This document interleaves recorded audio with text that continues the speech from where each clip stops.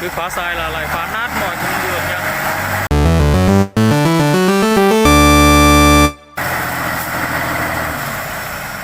Bác Tài không khóa sai nhá, nên là không ăn thua.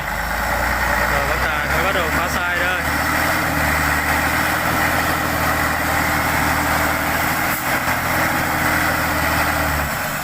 Cứ khóa sai là lại phá nát mọi cung